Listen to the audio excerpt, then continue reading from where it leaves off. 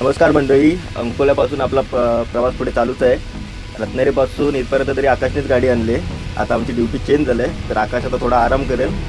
चला आपण आता कंटिन्यू करूया. दुपारचा टाईम झाला आहे, तर आपल्या जेवण बनवायची आपण तयारी सुरू करूया.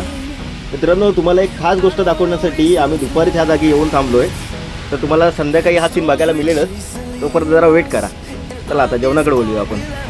जेवणाला आता फोडणी देऊन झालेली तर आहे. आज पण राजच जेवण बनवणार आहे. तर आता कांदा त्याच्यामध्ये टाकून झालेला आहे फोडणीमध्ये.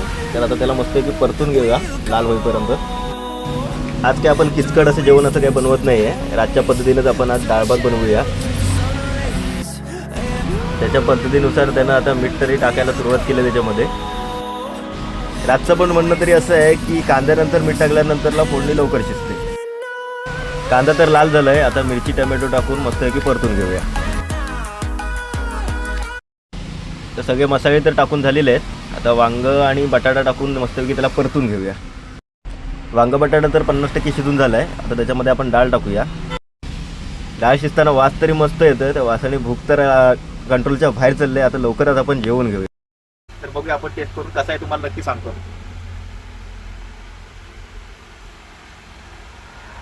एकदम बरोबर झाला, व्यवस्थित आहे. हेच तर काय तोडत ना. तुम्ही कधी सोबत भेटलात ना तर नक्की आमच्यासोबत जेवायला. तर जेवण वगैरे मित्रांनो आपण आराम करत होतो. आणि संध्याकाळचे आता 5:30 वाजलेत. तुम्हाला बोललेलो ना की एक खास गोष्ट तुम्हाला दाखवायची आहे. तर ही बघा किती खास गोष्ट.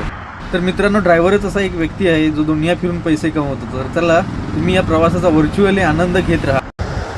जीवनात काही गोष्टींचा शेवट खूप चांगला असतो, जसं की हा सूर्यास्त. पण सूर्यास्ताप्रमाणे आपला काही व्हिडिओंचा शेवट होणार नाही. त्या तुम्हाला नेहमी सूर्योदयाप्रमाणे नवीन बघायला भेटतो. उडपीत आल्यावर थोडासा आपल्याला ट्रॅफिकचा सामना करावा लागला. पुढे डायव्हर्जन असल्या कारणानं गाड्या टर्न घ्यायला प्रॉब्लेम होतो. आकाशने आता ट्रॅफिक तरी पास करून दिलं. आता आकाश आराम करेल आणि मी गाडीवर बसणार चालवायला. तर मित्रांनो, आम्ही आलो आता बैकमपाडीमध्ये आणि थोडंसं कोल्ड्रिंक पिण्यासाठी थांबलो होतो. खूप गरमी होते इकडे. तर मित्रांनो, आपला प्रवास असाच पुढे चालू राहील. व्हिडिओ आवडल्यास लाईक आणि फॉलो करायला मात्र विसरू नका.